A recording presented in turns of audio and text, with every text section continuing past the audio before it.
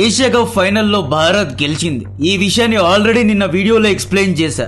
అయితే pure level cinema post match ప్రెజెంటేషన్లో జరిగిందండి. ఇండియన్ టీంకు బహుకరించాల్సిన ఏషియా కప్ ట్రోఫీను, ఇండియన్ ప్లేయర్స్కు ప్రెజెంట్ చేయాల్సిన విన్నింగ్ మెడల్స్ను పీసీబీ చైర్మన్ మౌసిమ్ నాఖ్వీ తన హోటల్ రూమ్కు తీసుకువెళ్ళాడు, దొంగలించాడు. అసలేం జరిగింది అంటే మ్యాచ్ రాత్రి 12:20కు ఫినిష్ అయింది. తిలక్ వర్మ తగలెట్టేశాడు. లాస్ట్ ఓవర్లో 11 రన్స్ కావాలి, హై వోల్టేజ్ మ్యాచ్. అంత ప్రెషర్లో తిలక్ వర్మ ఫస్ట్ బాల్లో డబుల్ తీశాడు. ఆ తర్వాత హ్యారీస్ రాఫ్ పేస్ను వాడి 6 కొట్టాడు. ఈ 6 మ్యాచ్ను గెలిపించింది. ఆ తర్వాత సింగిల్ తీశాడు. రింకు సింగ్ లాస్ట్లో 4 కొట్టి మ్యాచ్ను గెలిపించాడు. మ్యాచ్ తర్వాత పాకిస్తాన్ ప్లేయర్స్ డ్రెస్సింగ్ రూమ్కు పారిపోయారు. పాక్ ప్లేయర్స్ ముఖాలు మాడిపోయాయి. యాక్చువల్లీ ఈ మ్యాచ్ను నిజంగా చెప్పాలి అంటే పాకిస్తాన్ గెలవాలి. పాకిస్తాన్ ప్లేస్లో న్యూజిలాండ్, ఇంగ్లాండ్ ఉంటే ఈజీగా మ్యాచ్ గెలిచేవారు. ఇంత ప్రెషర్లో ఈజీగా ఇండియన్ బ్యాట్స్మెన్స్ను అవుట్ చేసి ఉండవచ్చు. బట్ మనోళ్ళు చాలా గట్టిగా నిలబడ్డారు. గెలిచే మ్యాచ్ను తిలక్ వర్మ పాక్ చేతుల నుండి లాక్కొని వెళ్ళిపోయాడు. ఒకవేళ ఈ మ్యాచ్ మనం గనుక ఓడిపోయి ఉంటే స్టేడియంలోనే పాక్ ప్లేయర్స్ యుద్ధానికి దిగేవారు, రఫేల్ సెలబ్రేషన్ చేసేవారు, ట్రోలింగ్స్ మొదలు పెట్టేవారు. ఆపరేషన్ సింధూర్ తర్వాత క్రికెట్ ఆడి ఓడిపోయే Indian team BCCI self goal వేసుకున్నట్లయ్యేది.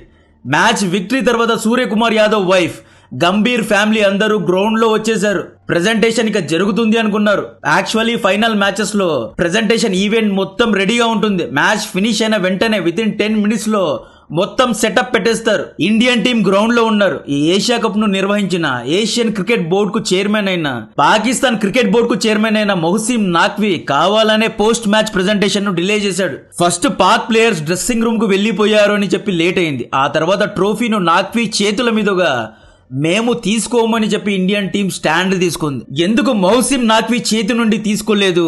ఆటను ఆటగా, రాజకీయాన్ని రాజకీయంగా చూడాలి అని మనలలో కొంతమంది అంటూ ఉంటారు. యాక్చువల్లీ మౌసిమ్ నాఖ్వీ పాకిస్తాన్ కు ఇంటీరియర్ మినిస్టర్ గా పనిచేస్తున్నాడు. He is and sitting minister. అంటే ఇండియాలో హోమ్ మినిస్టర్ ఎలాగో పాకిస్తాన్ కు అతను అలాగా అన్నమాట. ఆపరేషన్ సింధూర్ యుద్ధం పాస్ లో ఉంది. యుద్ధం జరిగి కొన్ని నెలలు కూడా కాలేదు. 26 మంది అమాయకుల్ని పెహల్గాంలో చంపేశారు. ఎందుకు చంపారు? పాకిస్తాన్ ఫీల్డ్ మార్షల్ ఆసిమ్ మునీర్ పెహల్గాం దాడికి ముందు రెచ్చగొట్టే ప్రసంగాలు చేశాడు. కల్చరల్ యుద్ధాన్ని మొదలుపెట్టాడు. కాశ్మీర్ను కల్చరల్గా ఆక్రమిస్తున్నారు, కాశ్మీర్లో ఉన్న వేరే మతాల వారిని కొట్టండి, తరిమి కొట్టండి అని ఆసిమ్ మునీర్ రెచ్చగొట్టినందుకే ఉగ్రవాద దాడి జరిగింది. అలాంటి పాకిస్తాన్కు కేంద్ర మంత్రి పదవిలో ఉన్న వ్యక్తితో మేము మెడల్స్ అండ్ ట్రోఫీస్ తీసుకోము అని ఇండియన్ టీం స్టాండ్ తీసుకుంది. ఇలా తీసుకుంటే ఇండియన్ ఆర్మీని అవమానించినట్లు అవుతుంది, పెహల్గాం బాధితుల్ని అవమానించినట్లు అవుతుంది అని చెప్పి మనం దీన్ని రిజెక్ట్ చేశాం. దీంతో పోస్ట్ మ్యాచ్ ప్రెజెంటేషన్ 1 hour కావాలనే డిలే చేశారు. కామెంటేటరీ బాక్స్ లో రవి శాస్త్రి విరుచుకుపడుతున్నాడు. పోస్ట్ మ్యాచ్ ప్రెజెంటేషన్ ను కావాలనే లేట్ చేస్తున్నారు అని అందరిపైన రవి శాస్త్రి ఎగిరెగిరి పడ్డాడు. ఏషియా కప్ పోడియంలో బంగ్లాదేశ్ క్రికెట్ బోర్డు ప్రెసిడెంట్ అయిన అమినుల్ అండ్ దుబాయ్ స్పోర్ట్స్ సిటీకు హెడ్ అయిన ఖలీద్ అల్ జరూని ఇలా పెద్ద పెద్ద వాళ్ళు నిలబడ్డారు. బీసీసీఐ నుండి ఎవరే గాని ఈ పోడియంలో నిలబడలేదు. మౌసిమ్ నాఖ్వీ ఒక మనిషి పుట్టక పుట్టి ఉంటే, చీము నెత్తురు మానం మర్యాద ఉన్న వాడైతే ఏం చేస్తాడు? ఇంత అవమానం చేస్తారని చెప్పి అలిగి వెళ్లిపోయేవాడు. ఏషియా కప్ ట్రోఫీను మిగతా డిగ్నిటరీస్ అయిన అల్ జరూని చేతి నుండి ఇప్పించి ఉండేవాడు. బట్ సిగ్గు శరం లేని నాఖ్వీ ఏం చేశాడో తెలుసా? కావాలనే పోడియంలో నిలబడ్డాడు. నేనే ఏషియా కప్ ట్రోఫీ ఇస్తా, నేనే మెడల్స్ ను తొలగిస్తా, ఎవరు ఇవ్వకూడదని మొండిగా మొండోడ్లా నిలబడ్డాడు. సో దీంతో చాలా పెద్ద రచ్చ జరిగింది. ఈ పోడియంలో నిలబడ్డాడు కదా, ఇతనే మౌసిమ్ నాఖ్వీ. ఈ ముఖాన్ని జాగ్రత్తగా చూడండి. ఇతను ఒక దొంగ. ఏషియా కప్ ట్రోఫీను దాదాపు 24 మెడల్స్ ను ఎత్తుకుపోయాడు. ఈ డ్రామా కారణంగానే 1 hour తర్వాత ప్రెజెంటేషన్ స్టార్ట్ అయింది. ఇండియన్ టీం మెడల్స్ తీసుకోవడానికి స్టేజ్ పైకి ఎక్కలేదు. ఆ తర్వాత రన్నరప్ టీం అయిన Pakistan team members bathroom slippers, Crocs వేసుకొని మెడల్స్ ను అందుకున్నారు. సల్మాన్ ఆగాకు దాదాపు $15,000 రన్నరప్ చెక్ ఇచ్చారు అనుకుంటా. పోడియం పైనుండే సల్మాన్ ఆగా చెక్కును విసిరివేశాడు. ఈ అగ్రెషన్ ఆటలో చూపించి ఉంటే బాగా ఉండేది. సల్మాన్ ఆగా ఈజ్ అ నెపో ప్లేయర్ అండి. ఆసిమ్ మునీర్ బంధువు ఇతను, అందుకే ఇతన్ని క్యాప్టెన్ చేశారు. 0 టాలెంట్ 0 ఇంటెంట్. మ్యాచ్ లో 0కు అవుట్ అయ్యాడు. ఇతను కూడా యాటిట్యూడ్ చూపిస్తున్నాడు. Next Tilak Varma man of the match, Abhishek Sharma man of the series అవార్డును అందుకున్నారు. ఆ తర్వాత ఏషియా కప్ ట్రోఫీ ప్రెజెంట్ చేయలేదు. మధ్యలోనే ట్రోఫీ ప్రెజెంటేషన్ ఈజ్ క్యాన్సల్ అని చెప్పేశారు. బేబీ నాకు తెలిసినంత వరకు క్రికెట్ చరిత్రలోనే ఇది మొదటిసారి అనుకుంటా ఇండియన్ టీం ట్రోఫీ లేకుండానే సెలబ్రేట్ చేసుకుంది. ఆ తర్వాత జరిగింది తెలిస్తే మనపైన మనకే అసహ్యం వేస్తుంది. విలేజ్ టోర్నమెంట్స్ లో కూడా ఇది జరిగి ఉండదు. మనం లోకల్ లెవెల్లో ఏదో ఒక టోర్నమెంట్ ఆడి ఉంటాం కదా, మనం ఎవరే గానీ ఇది చూసి ఉండం. మౌసిమ్ నాక్వి ఏం చేశాడంటే తన అసిస్టెంట్స్ కు చెప్పి ఏషియా కప్ ను మెడల్స్ అన్నిటినీ కారులో ఎత్తుకొని వెళ్ళిపోయాడు. ఇదేం సంస్కారం? ఏషియా కప్ ప్రెజెంట్ చేయలేదు అని చెప్పి నీ బెడ్రూమ్ లో పెట్టుకుంటావా? మెడల్స్ ను ఎత్తుకుపోయి మీ ఇంట్లో వాళ్ళకి ఇస్తావా, లేదా మెడల్స్ ను కరిగించి బంగారం చేసుకుంటావా? దీనికి అర్థం ఏంటి అంటే ప్రీ ప్లాన్డ్ గా అసీం మునీర్ అండ్ షెహబాజ్ షరీఫ్ వల వేశారు. ఏషియా కప్ మెడల్స్ ను ఇండియన్ టీం మెంబర్స్ కు మౌసిమ్ నాక్వి వేస్తాడు and ISI keyboard warriors X లో యాక్టివేట్ అవుతారు. వీళ్ళు ఇండియన్ ఆర్మీను భారత ప్రభుత్వాన్ని ట్రోల్ చేయడం మొదలు పెడతారు. ఇండియా డబుల్ స్టాండర్డ్ చూపిస్తోంది. ప్రపంచ వ్యాప్తంగా యుఎన్ కు వెళ్లి Pakistan is an terrorist state అంటోంది.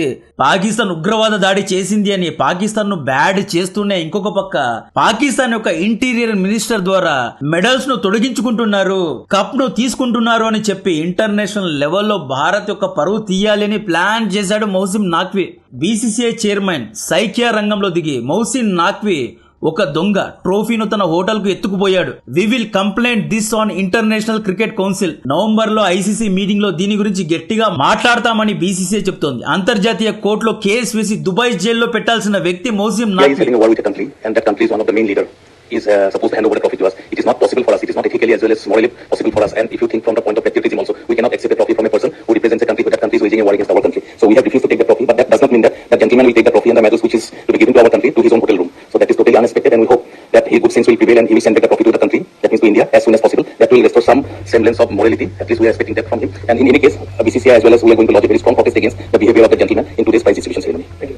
ఏషియా కప్ మధ్యలో నాక్వి ఏం చేశాడో తెలుసా? పాకిస్తాన్ ఆర్మీకు సపోర్ట్ చేశాడు. August 10th field marshal Asim Munir అమెరికాకు వెళ్లి ఇండియా పైన వాయిదాలను ప్రయోగిస్తాము, పాకిస్తాన్ అనేది ఒక టిప్పర్ లారీ లాంటిది అన్నట్లు కమెంట్ చేశాడు. ఈ కమెంట్స్ కు మౌసిమ్ నాక్వి ఒత్తాసు పలికాడు. క్రిస్టియానో రొనాల్డో ట్వీట్ పెట్టి రఫేల్ ను ట్రోల్ చేసిన వ్యక్తి నాక్వి. ఫైనల్ కు ముందు పాక్ ప్లేయర్స్ కు ఫ్రీ హ్యాండ్ ఇచ్చిన వ్యక్తి నాక్వి. మీరు ఇండియన్ ప్లేయర్స్ ను రెచ్చగొట్టండి, ఏది కావాలంటే అది చేయండి, ఏమైనా జరిగితే నేను చూసుకుంటా, మీ పైన ఫైన్స్ పడితే నా డబ్బులతో నేను ఫైన్స్ ను కట్టుకుంటా అని మౌసిమ్ నాక్వి రెచ్చగొట్టాడు. మనలో చాలా మంది మ్యాచ్ చూసి ఉండరు, బట్ ఈ మ్యాచ్ అనేది అంత ఈజీ మ్యాచ్ కాదండి. High pressure high voltage match ఇది. మీకు తెలుసో లేదో హారిస్ రఫేల్ సెలబ్రేషన్ చేసినందుకు ఇతనిపై 30% ఫైన్ పడింది కదా.